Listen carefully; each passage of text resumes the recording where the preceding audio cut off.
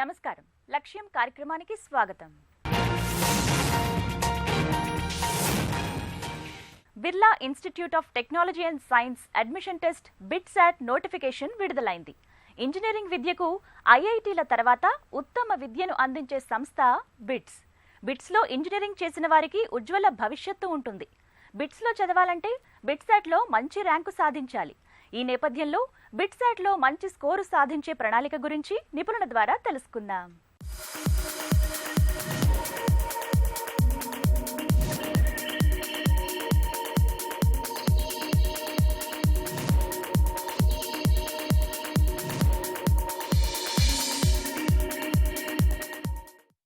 Bits Birla institute of technology and science అని చెప్పినది భారతదేశంలో అత్యంత ప్రతిష్టాత్మకమైన ఒక విద్యాసంస్థ. ఈ విద్యాసంస్థల్ని స్వర్గీయ పండిత్ జవహర్లాల్ నెహ్రూ గారు ఒక ఆధునిక దేవాలయాలుగా అభివర్ణించడం జరిగింది.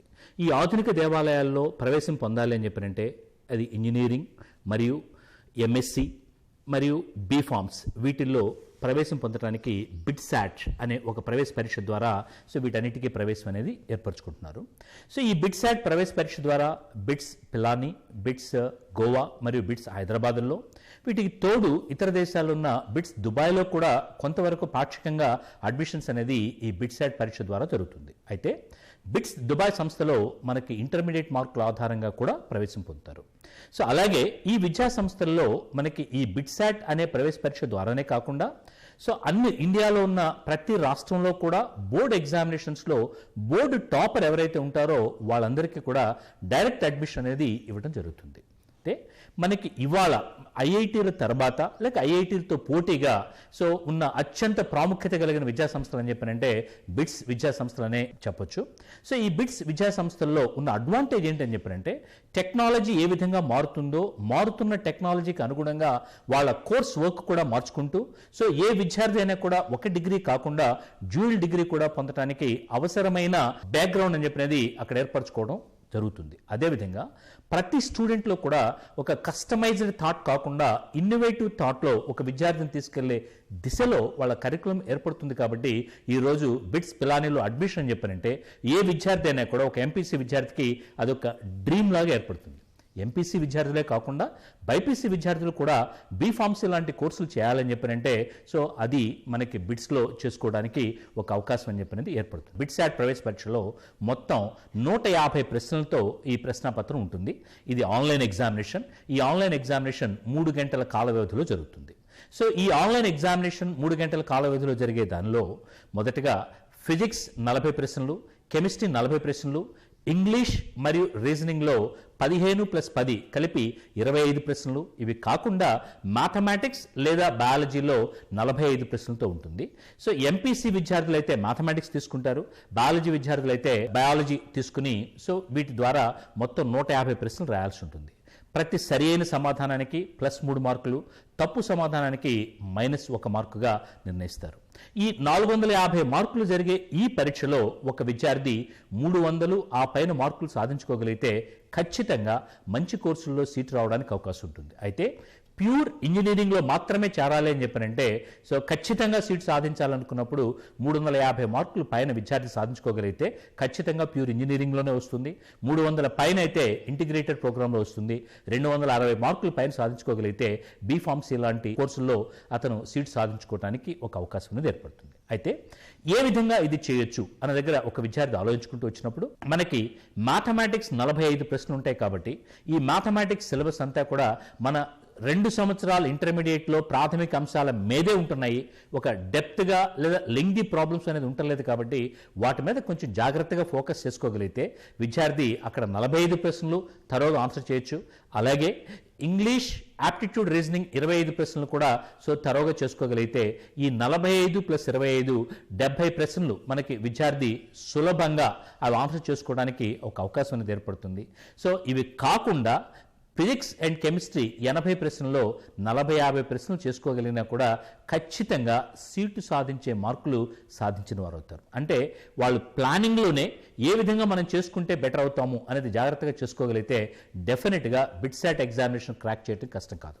అయితే మనకున్న ఈ గత అనాలిసిస్ మీరు ఏది చూసుకుంటూ వచ్చినా కూడా మ్యాథమెటిక్స్, ఫిజిక్స్, కెమిస్ట్రీ పరంగా వివిధ విద్యార్థుల మధ్య పెద్ద తేడా ఏర్పడలేదు, కానీ ముఖ్యంగా తేడా ఏర్పడుతుంది, అది కూడా తెలుగు విద్యార్థులకు తేడా ఏర్పడుతుంది ఇంగ్లీష్ మరియు యాప్టిట్యూడ్ రీజనింగ్. కాబట్టి ఉన్న కాల వ్యవధిలో విద్యార్థి వాటి మీద కొంచెం జాగ్రత్తగా ఫోకస్ చేసుకుంటూ వెళ్ళగలిగితే ఖచ్చితంగా ఈ ఎగ్జామ్ క్రాక్ చేసుకోవచ్చు. మనకి బిట్సాట్ ఎగ్జామినేషన్ అని చెప్పినది మే 16వ తేదీ నుంచి మే 25వ తేదీ వరకు ఈ ఆన్లైన్ ఎగ్జామినేషన్ రూపంలో జరుగుతుంది. కాబట్టి కనీసం మీకు 2 నెలల కాల వ్యవధి ఉంటుంది. ఈ 2 నెలల కాల వ్యవధిలో ఆన్లైన్ ఎగ్జామినేషన్ ప్రాక్టీస్ చేస్తూ వాటికి తోడుగా యాప్టిట్యూడ్ రీజనింగ్ మీద కొంచెం జాగ్రత్తగా ఫోకస్ చేసుకుంటూ వెళ్ళగలిగితే ఖచ్చితంగా ఏ విద్యార్థి అంటే ఒక సాధారణ విద్యార్థి కూడా 350 మార్కులు అతి సులభంగా సాధించుకోవడానికి అవకాశం ఉంది.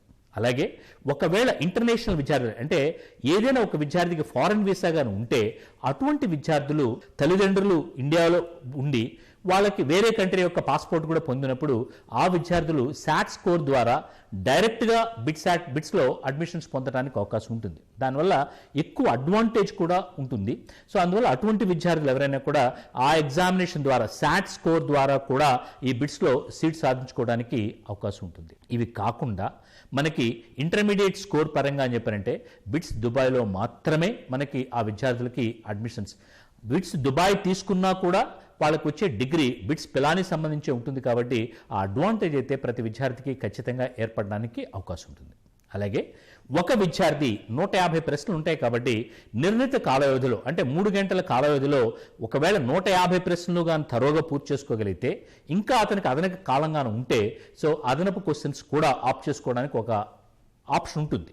సో వాళ్ళు ఒక 12 క్వశ్చన్స్ అదనంగా ఇవ్వటం జరుగుతుంది. ఈ 12 క్వశ్చన్స్ మ్యాథ్స్, ఫిజిక్స్, కెమిస్ట్రీ ఈ 3 సబ్జెక్ట్స్లోనే ఆ అదనపు 12 క్వశ్చన్లు ఇస్తారు, 4. సో అందువల్ల అడిషనల్గా స్టూడెంట్ అడ్వాంటేజ్ తీసుకోవడానికి ఒక అవకాశం ఏర్పడుతుంది. అయితే ఇక్కడ చాలామంది విద్యార్థులు ఒకవేళ మాకు ఎగ్జామినేషన్లో 150 ప్రశ్నల్లో 130, 140 ప్రశ్నలు వచ్చాయి, రిమైనింగ్ ప్రశ్నలు రావు, ఆ సందర్భంలో మనం రిస్క్ తీసుకుని ఈ అడిషనల్ క్వశ్చన్స్ తీసుకోవడం మంచిదా కాదా అన్న మాట ఎక్కువగా అడుగుతూ వస్తున్నారు. బట్ నా ఒపీనియన్ అయితే ఒకవేళ 135, 140 క్వశ్చన్స్ ఫస్ట్ అటెంప్ట్లో మీరు తరోగా ఆన్సర్ చేయగలిగితే 10-15 క్వశ్చన్స్ మిగిలిన్నా కూడా అక్కడ రిస్క్ తీసుకుంటే మ్యాక్సిమం మీకు పోయేది -10 మార్కులు లేక -15 మార్కులు. అదే ఈ 12 క్వశ్చన్స్లో మీరు కనీసం 4 క్వశ్చన్స్ తరోగా చేయగలిగినా కూడా, అది కూడా మ్యాథమెటిక్స్, ఫిజిక్స్, కెమిస్ట్రీలోనే ఉంటాయి కాబట్టి అందువల్ల 4 లేదా 5 క్వశ్చన్స్ తరోగా చేయగలిగితే అదనంగా స్కోర్ చేసుకోవడానికి అంటే 450 మార్కులకి మీకు ఎగ్జామినేషన్ జరిగితే 450 పైన కూడా సాధించుకోవడానికి ఒక అవకాశం అనేది ఇక్కడ ఏర్పడుతుంది. కాబట్టి ఆ అడ్వాంటేజ్ తీసుకోండి. బట్ అలా కాకుండా కేవలం నేను 100 క్వశ్చన్స్ 110 క్వశ్చన్సే నేను ఆన్సర్ చేశాను అనుకున్న విద్యార్థి ఈ అదనపు క్వశ్చన్స్ 40 క్వశ్చన్స్ లేదా 50 క్వశ్చన్స్ రిస్క్ తీసుకోవడం అయితే మంచిది కాదు. అంటే క్యాలిక్యులేటెడ్ రిస్క్ తరోగా ప్లాన్ చేసి తీసుకోండి. మీరు గత ఎగ్జామినేషన్స్ చూసుకుంటూ వచ్చినప్పుడు సో పాత ఎగ్జామినేషన్ ప్యాటర్న్ ఏ విధంగా ఉందో ఇప్పుడు కూడా అదే విధంగా ఉంటుంది. అదేవిధంగా మనకి ఏ విద్యార్థి కూడా గతంలో మాకు అబ్జర్వేషన్లో 3 గంటల కాల వ్యవధిలో 150 ప్రశ్నలు చేసి బయటకు వచ్చిన తర్వాత మాకు కాలం సరిపోలేదు అన్న విద్యార్థి ఒక్కళ్ళు కూడా ఉంటల్లా. మ్యాథమెటిక్స్కి జాగ్రత్తగా ఎక్కువ ఫోకస్ చేయండి. మ్యాథమెటిక్స్ తర్వాత aptitude, reasoning and English next focus చేసుకుని ఫిజిక్స్, కెమిస్ట్రీకి వేరే ఎగ్జామ్స్కి ఏదైతే ప్రిపేర్ అవుతున్నారో అదే ప్రిపరేషన్తో మీరు ఎగ్జామ్ హాల్లోకి మీరు వెళ్ళగలిగితే డెఫినెట్గా 400 పైనే మీరు ఈ బిట్స్ ఎగ్జామినేషన్లో తెచ్చుకోవడానికి ఒక అవకాశం అనేది ఏర్పడుతుంది. బిట్స్ విద్యార్థులు ఎవరు కూడా క్యాంపస్ రిక్రూట్మెంట్ అన్న దగ్గర కంటే కూడా ఒక స్టార్టప్ అన్న కాన్సెప్ట్లోనే ఉంటున్నారు. అంటే మేమే 4గురికి ఎంప్లాయ్మెంట్ ఇస్తాము అన్న కాన్సెప్ట్లో వెళ్తున్నారు. కాబట్టి సో అదే దృక్పథంతో కొంచెం మీరు ముందుకు వెళ్ళాలి అని చెప్పని అనుకుంటే బిట్సాట్ అని చెప్పినది డెఫినెట్గా ఒక అద్భుతమైన పరీక్ష.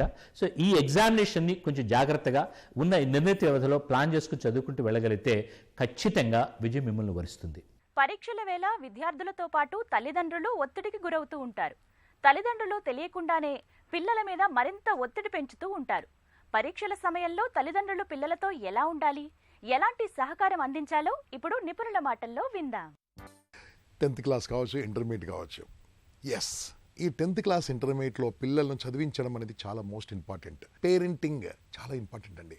అంటే పిల్లల్ని ఎలా చదివించాలి, మీరు కాస్త ఈ ఎగ్జామినేషన్ టైంలో పిల్లల్ని పట్టించుకోవాల్సిందిగా కోరుతున్నాను.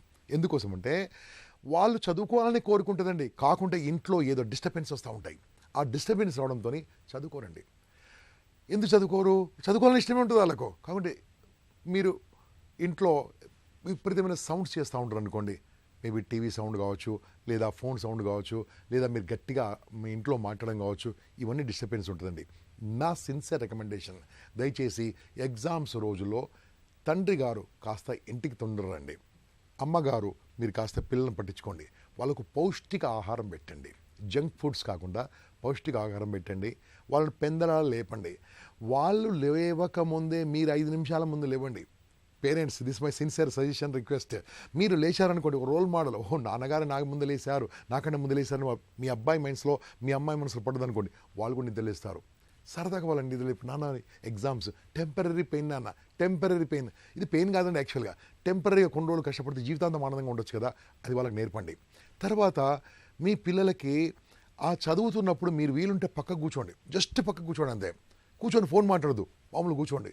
కొద్దిసేపు కూర్చోవడం ఉంటే వాళ్ళు ఆ శ్రద్ధగా చదవడం మొదలు పెడతా ఉంటారు. ఎందుకంటే ఆ వయసులో పిల్లలకి ఏదో ఆలోచనలు వస్తుంటాయి, ఎక్కడో ఆలోచనలు వస్తుంటుంది. ఎందుకంటే physiological changes, biological changes, psychological changes, hormone changes ఇవన్నీ కూడా ఈ వయసులో 10th ఇంటర్మీడియట్లో ఉంటాయి. కాబట్టి అవన్నీ వాళ్ళ పిల్లలకు ఉండడం కామన్ అండి, అది లేదంటే ఏదో ప్రాబ్లం ఉన్నట్టే. కాబట్టి ఆ టైంలో పేరెంట్స్ సపోర్టింగ్ చాలా కావాలి.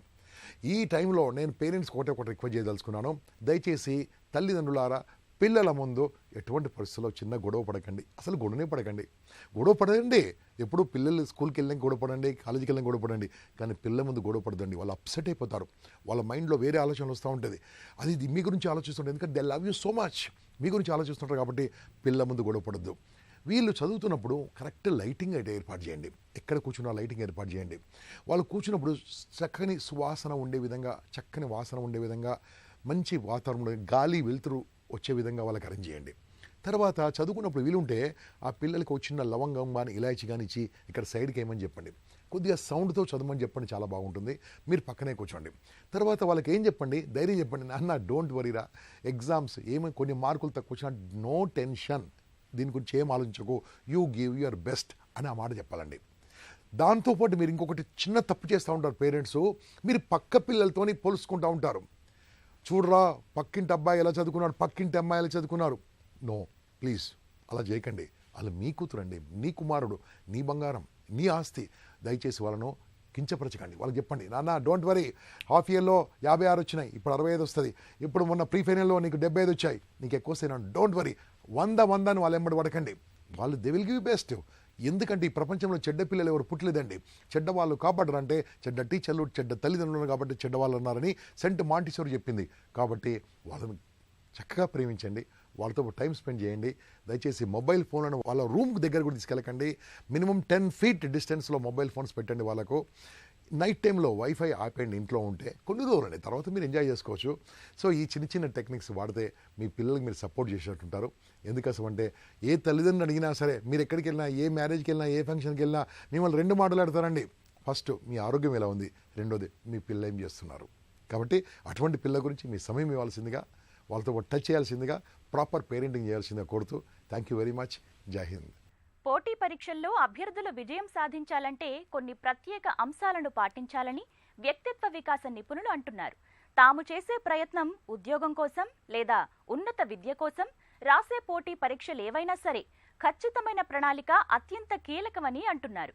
అవసరాన్ని బట్టి ప్రణాళికల్లో చిన్న చిన్న మార్పులకు వెసులుబాట్లు ఉండాలి, కానీ ప్రణాళికను పూర్తిగా విస్మరించరాదు అన్నది గమనించాలి. ఈ నేపథ్యంలో ఎలాంటి మెళకువలు పాటిస్తే పోటీ పరీక్షల్లో విజయం సాధించవచ్చు అన్న విషయాలను వ్యక్తిత్వ వికాస నిపుణుల ద్వారా తెలుసుకుందాం.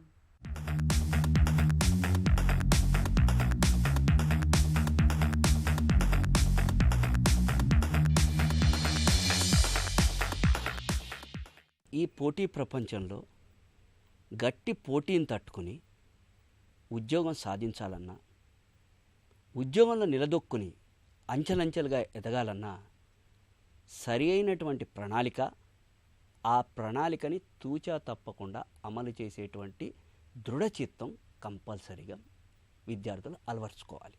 ఈ ప్రణాళిక మనం అసలు ఏ ఉద్యోగాన్ని ఎంచుకోదలుచుకున్నాము, ఆ పోటీకి పరీక్షలు ఏ విధంగా ఉంటాయి, స్టడీ మెటీరియల్ ఎలా తీసుకోవాలి, ఎట్లా ప్రిపేర్ అవ్వాలి, ఎట్లా ఎగ్జామ్లో పర్ఫామ్ చేయాలి అన్నటువంటిది ఒక నిర్దిష్టమైన ప్రణాళిక ఉండాలి. దీనికి టైం మేనేజ్మెంట్ మరీ ముఖ్యం. అయితే ఇక్కడ గుర్తుపెట్టుకోవాల్సింది ఏంటంటే, ప్రణాళిక ఏదో ఒక ఇనుప చట్టం కాదు. సమయాన్ని బట్టి, సందర్భాన్ని బట్టి కొంత మార్పులు చేర్పులు వెసులుబాటు ఉండాలి. కానీ వెసులుబాటు అనే వంకతోటి మొత్తానికే మార్పులు చేర్పులకు అవకాశం ఉండకూడదు. అట్లాగే ఒత్తిడి తట్టుకోగలిగినటువంటి శక్తి, ఎందుకనంటే మనకి పరీక్ష ఒకటే కాదు, కొంత వ్యక్తిగత జీవితం కూడా ఉంటుంది, వ్యక్తిగత సమస్యలు ఉంటాయి. దీని ప్రభావం పరీక్షల మీద ఉండకుండా మనం తీసుకోవాల్సిన జాగ్రత్తలు తీసుకుంటున్నామా లేదా అన్నది స్ట్రెస్ మేనేజ్మెంట్ పార్ట్కి సంబంధించినటువంటి విషయం. దీంట్లో నిష్ణాతుల సలహాలు తీసుకోవాలి, వాటిని పాటించాలి. మరీ ముఖ్యంగా గుర్తుపెట్టుకోవాల్సింది ఏంటంటే ప్లానింగ్ అప్పుడే మానవ సంబంధాలు ఏ విధంగా ఉన్నాయి. ఎందుకనంటే మన తోటివారి ప్రభావం మన మీద అధికంగా ఉంటుంది. అది సకారాత్మకంగా ఉందా, నకారాత్మకంగా, పాజిటివ్ ఉందా, నెగిటివ్గా ఉందా చూసుకోకపోతే, ఒకవేళ నెగిటివ్గా ఉంటే దాన్ని న్యూట్రలైజ్ చేసుకునేటువంటి ప్రయత్నం కూడా చేయకపోతే మన ప్లాన్ను రోజు రోజుకి మార్చుకోవాల్సి వస్తుంది. సో ప్రణాళిక రచించుకోవటం ఎంత అవసరమో దాన్ని ఆచరించేటప్పుడు దృఢచిత్తం కూడా అంతే అవసరము. ప్రపంచం మొత్తంలో జరిగేటువంటి వాటి ప్రభావము మన ప్రిపరేషన్ మీద కూడా పడే అవకాశం ఉంటుంది. కాబట్టి ఆల్టర్నేటివ్ ప్లాను కొంత రిజర్వ్ టైం కూడా కేటాయించుకోకపోతే పరిస్థితులు విజయానికి మనని దూరం చేసే అవకాశము ఎక్కువ ఉంటుంది. టెక్నాలజీ రోజు రోజుకి మారుతున్నది. దాన్ని సరిగ్గా మనం కనుక ఉపయోగించుకోగలిగితే టైం సేవ్ చేసుకోగలుగుతాం. టెక్నాలజీ అనగానే దానికి ఏదో పెద్ద ఎక్స్ట్రాడినరీ ప్రతిభక్కర్లా, మనకి తెల్లారులేస్తే అందుబాటులో ఉండేటువంటి సెల్ ఫోన్ కానీ, కంప్యూటర్ కానీ, వీటితోనే మనం టైంని సేవ్ చేసుకోవటమే కాకుండా ఇంకా బ్రహ్మాండంగా ప్రిపరేషన్ ఎలా చేయగలుగుతాం, ఇతరుల కంటే మన ఆన్సరు రిలవెంట్గా, మోర్ రిలవెంట్గా, మోస్ట్ రిలవెంట్గా ఎలా ఉంటుంది అన్నది ఆలోచన. ఇంకొక విషయం ఏంటంటే మానసిక ప్రిపరేషన్ తప్పనిసరి. దీనికి కావాల్సింది ఏంటంటే ప్రశాంతమైనట్టుగా ఆలోచించే విధానం. అనవసరమైన ఆలోచనలకు దూరంగా ఉంటే మనం రాసేటువంటి జవాబు ఆకర్షణీయంగా, ఆదర్శవంతంగా, ఎక్కువ మార్కులు వచ్చే విధంగా ఉండే అవకాశం ఉంటుంది. సమస్యను విశ్లేషించుకునే విధంగా మనకున్నటువంటి మేధోశక్తిని వాడుకుంటే యాదాలాపంగా, యాదృచ్ఛికంగా ఆన్సర్స్ రాయటం కుదరదు. ప్రిపరేషన్లో కానీ, ఎగ్జామినేషన్ పర్ఫార్మెన్స్లో కానీ, ఇంటర్వ్యూలో కానీ మనము అక్కడ ఏ లక్షణాన్ని వాళ్ళు కోరుకుంటున్నారు, ఎటువంటి ఆన్సర్ కోరుకుంటున్నారు అనేది మనం అలవర్చుకోవాలి. అంటే మన వ్యూహం ఎలా ఉండాలి? కేవలం ఉద్యోగం కోసం ప్రయత్నం చేసే నిరుద్యోగిగా మాత్రమే కాకుండా, ఒకవేళ ఆ సంస్థకి మనం అధిపతి అయితే ఎటువంటి లక్షణాలు ఉన్నటువంటి వ్యక్తిని, ఎటువంటి ప్రదర్శన ఉన్న వ్యక్తిని మనం ఎంచుకుంటామో ఊహించుకోగలిగితే మన రోల్ షిఫ్ట్ అయ్యి మనకి కరెక్ట్ ఆన్సర్ దొరుకుతుంది. దాన్ని ఎటువంటి ఆన్సర్ ఇంటర్వ్యూయింగ్ ఆఫీసర్ ఎక్స్పెక్ట్ చేస్తున్నారో ఆ ఆన్సర్ వారు నచ్చే విధంగా, మెచ్చే విధంగా, మన తోటి వాళ్ళకంటే ఉత్తమంగా మనము ప్రదర్శన రిటర్న్ టెస్ట్లో కానీ, ఓరల్ టెస్ట్లో కానీ, ఇంటర్వ్యూలో కానీ, రకరకాల టెస్ట్లలో ఏ విధమైన టెస్ట్ అయినా కూడా మన పర్ఫార్మెన్స్ ఇతరుల కంటే బెటర్గా ఉండాలి. ఆ పర్ఫార్మెన్సు ఆ ఉద్యోగానికి కావలసిన లక్షణాలు మనకున్నాయి, మనము మాత్రమే ఇతరుల కంటే బెటర్ అని మెప్పించే విధంగా ఉండాలి. అంటే 100% ప్రణాళిక అవసరము. దీనికి పరీక్ష ప్రశ్నాపత్రము, మోడలు, సిలబసు, వాటి యొక్క అవగాహన, విశ్లేషణ, మన బలము, మన బలహీనత, మనకున్నటువంటి అవకాశాలు, పోటీ యొక్క తీవ్రత, వీటిని దృష్టిలో పెట్టుకుని చక్కటి ప్రణాళిక చేసుకుని దాన్ని క్రమశిక్షణతో అమలుపరిచినప్పుడు మాత్రమే విజయము తథ్యము. ఈ వారం ఉద్యోగాలు, ప్రవేశాల్లో మరికొన్ని అవకాశాల వివరాలను పొందుపరిచాం. పూర్తి వివరాల కోసం ఆయా సంస్థల వెబ్సైట్లను కూడా అందిస్తున్నాం. మరి జాగ్రత్తగా గమనించి లబ్ధి పొందుతారని ఆశిస్తాం. బోర్డర్ సెక్యూరిటీ ఫోర్స్ పలు విభాగాల్లో ఎస్ఐ పోస్టులు 317. అర్హత సంబంధిత ఐటీఐ, డిప్లొమా, డిగ్రీ. దరఖాస్తు విధానం ఆన్లైన్ ద్వారా. చివరి తేదీ మార్చి 16. Indian Space Research Organisation technician సహా పలు పోస్టులు 182. అర్హత సంబంధిత ఐటీఐ. దరఖాస్తు విధానం ఆన్లైన్ ద్వారా. చివరి తేదీ మార్చి 6. తెలంగాణ ఎంసెట్ 2020 ఇంజనీరింగ్, అగ్రికల్చర్, ఫార్మసీలో ప్రవేశాలు. అర్హత ఇంటర్, ఎంపీసీ. దరఖాస్తు విధానం ఆన్లైన్. చివరి తేదీ మార్చి 20. నీట్ కర్ణాటక ఎంబీఏ ప్రోగ్రాంలో ప్రవేశాలు. అర్హత డిగ్రీ, క్యాట్, మ్యాట్ స్కోర్. దరఖాస్తు విధానం ఆన్లైన్. చివరి తేదీ మార్చి 2. Indian Institute of Management Rohtak integrated programme in మేనేజ్మెంట్లో ప్రవేశాలు. అర్హత ఇంటర్. దరఖాస్తు విధానం ఆన్లైన్. చివరి తేదీ మే 1. ఈ వారం లక్ష్యం కార్యక్రమం మీకెంతగానో ఉపకరిస్తుందని ఆశిస్తాం. మీ అభిప్రాయాలు, సూచనలు మా ఇమెయిల్కు పంపించండి. మా ఇమెయిల్ ఐడి laksham@etv.co.in. వచ్చే వారం మరికొన్ని అంశాలతో మళ్ళీ మీ ముందుకొస్తుంది మీ లక్ష్యం. అంతవరకు సెలవు. నమస్కారం.